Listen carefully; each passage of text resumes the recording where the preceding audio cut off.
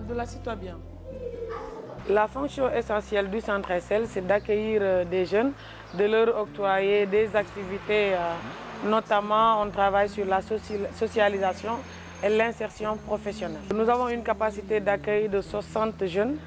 Donc aujourd'hui, nous avons 37 jeunes actuellement présents au centre SL.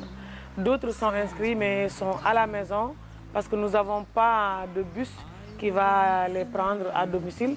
Parce que les parents aussi n'ont pas les moyens de les transporter pour qu'ils viennent ici au centre SL bénéficier de leurs activités professionnelles. J'avais pas du tout cette vision parce qu'on nous disait en Afrique, au Sénégal, on fait disparaître les enfants handicapés, on fait ceci, on fait cela. Donc j'avais une vision très austère de cette problématique.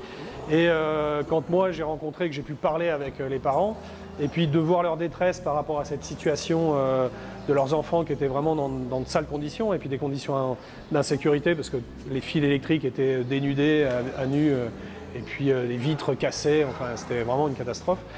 J'ai été vraiment touché et c'est ce qui nous a donné l'envie de nous investir avec quelques-uns et de rebâtir le centre et puis la réputation du centre et surtout les conditions adéquates pour les gamins.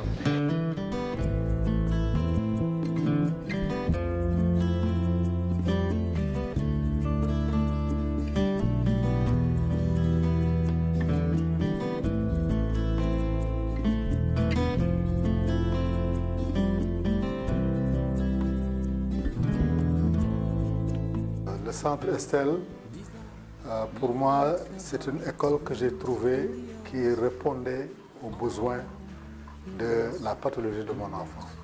Ma fille a su être autonome, elle a su faire des pratiques qu'elle ne pouvait pas faire dans d'autres écoles.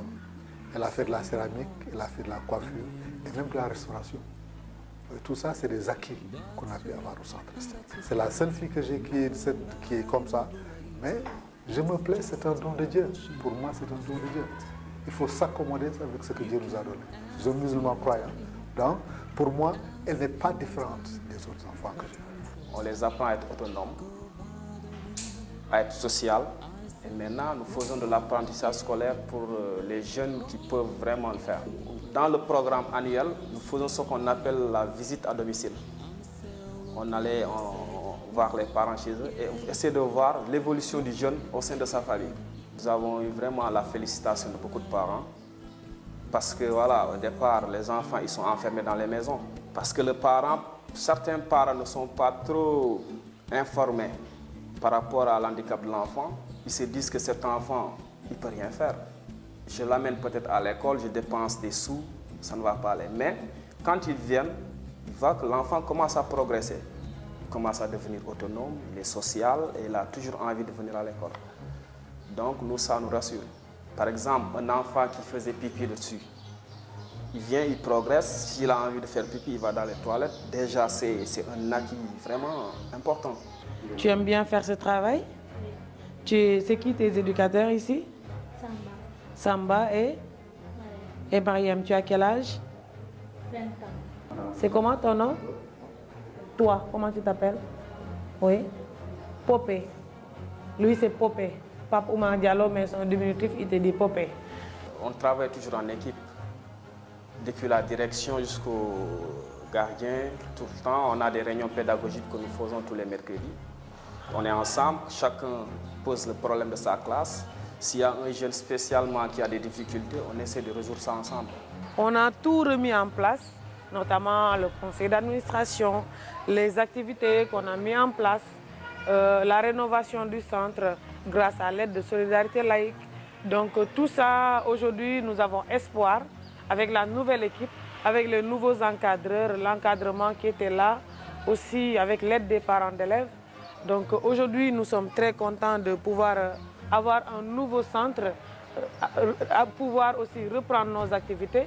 Et nous sommes toujours à la recherche d'aide de partenaires, notamment si on peut avoir des nouveaux bus pour avoir tous nos jeunes qui attendent au niveau des maisons, d'où les parents souffrent de leur prise en charge à domicile.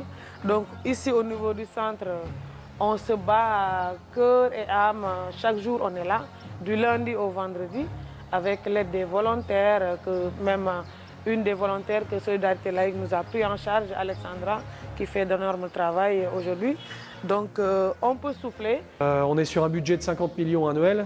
Il y a les parents qui cotisent, mais les cotisations qu'on demande ne peuvent pas permettre de prendre en charge toutes les charges de l'école pour deux raisons. C'est qu'à la fois, il y a des parents qui n'ont pas les moyens de payer la totalité de la cotisation. Et puis même la cotisation qu'on demande ne couvre pas l'intégralité des charges. On a vraiment besoin d'aide actuellement, surtout au niveau de nos bus. C'est difficile de faire le ramassage scolaire. Et puis voilà, il y a les parents, certains parents qui n'ont pas les moyens de cotiser. Donc il y a beaucoup de jeunes qui sont dans les maisons, ils ne peuvent pas venir parce qu'il n'y a pas de moyens. C'est compte tenu du contexte africain, des moyens des Africains, qui fait qu'on dit c'est cher par rapport à notre bourse, mais la qualité de l'enseignement, l'intégralité de l'enseignement, la spécificité de cet enseignement, on ne paye pas. Et ça me fait vraiment plaisir d'être avec ces jeunes, de les aider et de voir le résultat de mon travail. Moi, ça me motive.